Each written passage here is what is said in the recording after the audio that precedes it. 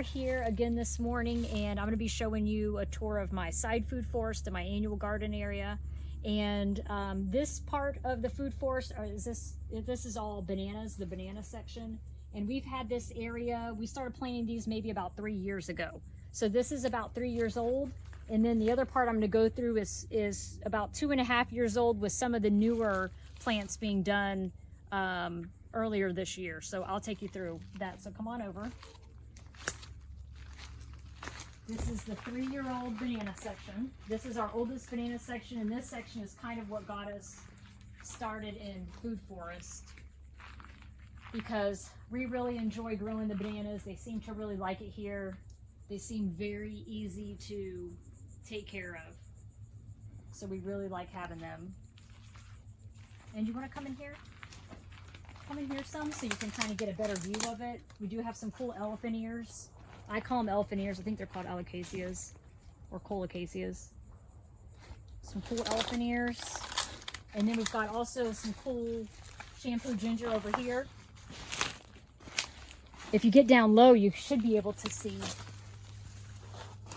the ginger flowers under there. See it? And then back here, we've got some elephant ears, the giant elephant ears. Darren and I just dug those up from a trail that's down over here by our house, by like a canal. We just dug those up and brought over a few here, and they got really big. Those are like giant elephant ear. And then we've also got some smaller bananas up here, and I believe these to be dwarf Cavendish variety. Although none of them have bloomed yet, but they look like they're getting pretty close. So we're excited to maybe get some bananas off of those this year. All right, well, let's come around this way. Here's your step.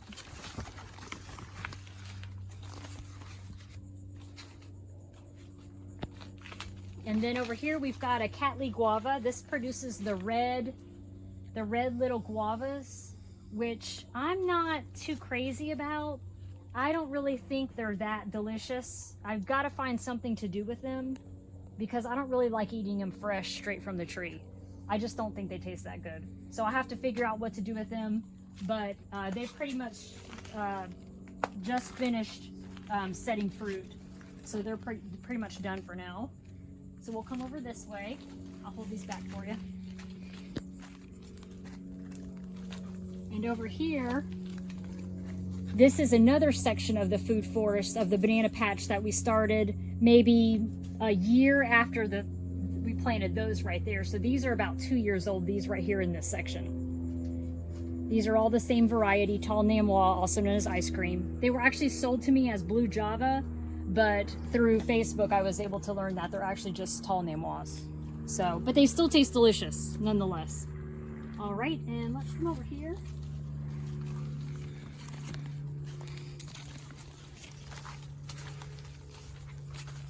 And over here, this is a mulberry that I propagated from cuttings.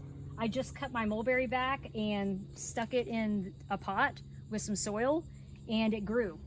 So that's what this one is, and it also has some passion vine growing on it right now. Oh, there are some fruit on there. I didn't know if there was any.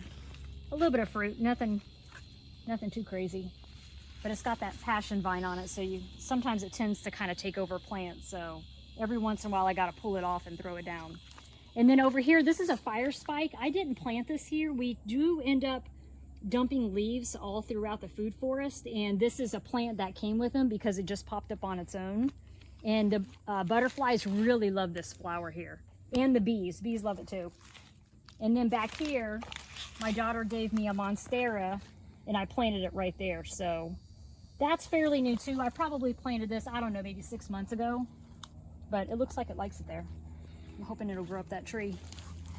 All right, and then this plant, although it doesn't look like much right now, I believe this is called a sweet pea bush, and it has pink and purple flowers on it. It's really pretty. I think the flowers are edible. I'm not 100% sure about that, but it does tend to kind of get out of control.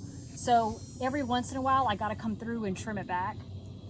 So that's one downside to this plant. It does look beautiful, but don't plant it in front of anything that you don't want to crowd out, because it'll just crowd it out. All right, we can keep going. Hey, baby. Come on. Come on, baby. All right, and then right here, This is a peach tree that we planted. I planted this the beginning part of last year. It's a tropic beauty. Watch out, Bear Bear. And I planted this specifically higher elevated than this area around here because it is a little bit wet back here. And so I didn't want the peach tree to be sitting in the mucky soil. So I ended up elevating it some and then I planted it. And it still has kind of went down slowly over time, but at least it's not fully sunken into the ground. And I did try to start off with it being elevated. And this tree did give us some fruit last year. Definitely some fruit last year we got from that. All right. And this banana here, I believe is an apple banana. I planted it a little bit ago and didn't write down or keep track of what variety it is, but I think it's an apple banana, which I'm not too sure. Usually what I do if I don't know what kind of banana it is, I'll wait until it fruits and then I'll post it on my banana group and then ask them what kind of banana it is. And they're usually able to tell me based on the way the plant looks and the way the fruit looks. So I think this is an apple banana, but right now it has a big question mark on it until it fruits. All right, and then back here, I also have a Puerto Rican plantain, which you can't really see because the shampoo ginger is just ginormous, but it's right here. It's a Puerto Rican plantain. And I just planted that earlier this year. So you should see all the mosquitoes flying around me, wow. But it is growing good, pretty good right now. Right there, I did have to cut back this shampoo ginger a few times, but it's doing good. We'll give that some time to grow. And then if you continue on through here, I do have back here, this is a Mona Lisa banana. I just got that earlier this year as well. And there she is. Right there growing. So we'll give her some time too. She may not fruit for another year and a half, maybe 2 years, who knows. All right, and then this plant right here, this is a peach. It's a Florida Prince. And this was also planted earlier this year. I don't know if we got any fruit from that. Maybe we got a few from that, not sure.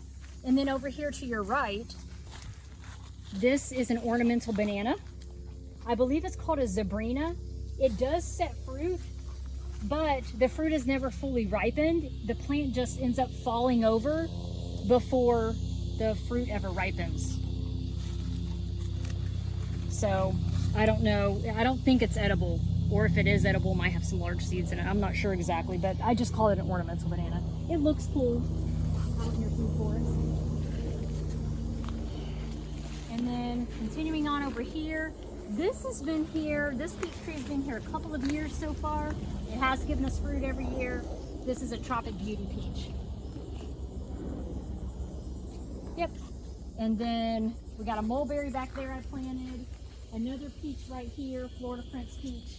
And I did notice the other day, if you zoom in or come over here a little bit closer, it's got this white stuff on it and it looks like goo or something is coming out of there. I'm not sure. I'm gonna have to research that.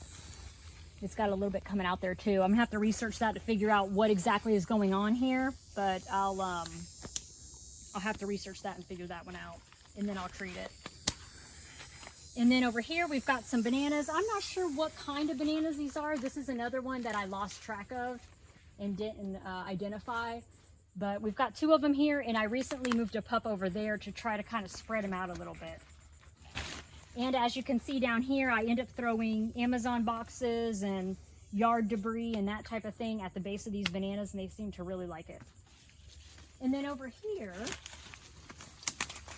these are 2 Celeste fig trees. And we have got a lot of figs off of these this year. The only thing is they're growing kind of wonky. They're growing kind of straight up in a lot of areas, so I do have to research on where exactly to cut these to get them to branch out better, to give me the highest maximum harvest that I can get from these. So I have to work on those. And then over here, back here, we've got some pineapple. If you can come back here. These are 2 pineapples. I'm not sure exactly what kind they are. I think they're called sugarloaf. If you get up close, you can see the red vein in the middle there. I believe they're called sugarloaf. And these 2, for some reason, are growing right next to each other, but they didn't give me any fruit this year, so I do expect them to give me some fruit next year. And then these must be the same variety because these also have the red line on the inside of the leaf there. All right, watch where you're videoing. And then right here, this is a peach. I'm not sure what kind of peach it is exactly, but we did have 2 pine trees over here earlier this year that we had to take out.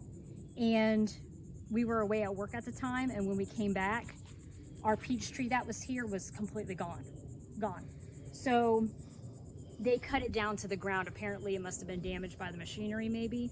And then a couple of months later, we noticed some more plants coming through and growing up. And so this is our tree reincarnated. And so I recently did kind of trim it back to give it some structure and open it up because it was all filled up here in the middle. And I do know I need to pull some leaves around there. I'll get right on that. That'll be right after the pigs.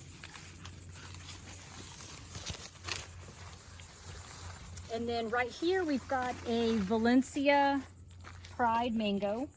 It's one of the larger mangoes, and so we put it right here to try to keep it in check. It doesn't have anything really it would block out, besides maybe the figs a little bit, but I do plan on keeping it pruned consistently to where we don't have a giant tree here. And then this elephant ear kind of grew up around it. I'm just gonna let it grow around it. It doesn't look like it's hurting it at all. Do you see lizards, Beer Beer? Do you see lizards? And then hopefully in winter time, if it gets really cold, it'll affect the elephant ear and then not affect the mango at all, or not that much. And then over here, we've got acacia. We've got acacia back here, which you can't really see it, but we've got a acacia right back there. Yeah, let's walk around. Yeah, there's acacia. It's got the pretty yellow flowers on it. It's not blooming right now. It's not time for it to bloom. And this is a small leaf chaya or Mexican spinach. It has the beautiful white flowers on it that the butterflies love. And this is a cherry of the Rio Grande. It's the only one that I have. It seems to like it here, but it hasn't produced fruit yet. It's probably 2 years old, at least in this location. And then over here, I skipped that citrus. Let me see what I think this is a tangerine. This is a pumpkin tangerine. This one is. And this is fairly new. I probably planted it, I don't know, a year ago maybe. It does have some fruit on it. But these citrus, they're a little needy. I do find that bugs like to eat their leaves, and they don't look like they're in that good a condition. I don't know. It's citrus, what can I say? All right, and then over here, this is a Simmons avocado. This one is probably 2.5 years old. We probably planted this around the time when we designed this food forest here. And it hasn't given us fruit yet. We keep hoping it'll fruit for us one day, but it hasn't yet. But it does look good. So we're hoping for fruit eventually. And then over here, I've got some turmeric growing. That's grown there for years. I just let it grow. And then I have plugged in some pineapple tops here and there to have those grow. You know, just the ones you save from your pineapples that you got from the store. And some more pineapples here. This is Sunshine Mimosa. It's a really cool ground cover, and I actually got this from the side of the not Lake County. What's it called? The St. Johns River, where we go on the rope swing. Yeah, St. Johns River, where we go on the rope swing. This was growing wild out there, so I just took some of it home and then planted it in my garden, and it just kind of took over. It is a beautiful ground cover. It is really nice. I believe it's also a nitrogen fixer. And then we've also got some more sugarloaf pineapples right there. And then I was going to include my garden, y'all, in this, but I have some weeds to pull. But I do want to show it to you. So what I'm going to do is I'm going to end the video now, and then on another clip I'll show you another video I'll show you the annual garden, because that's like a whole nother thing in and all of itself, and I'm tired of talking. So I hope y'all enjoyed the video, and let me know in the comments if you have any questions.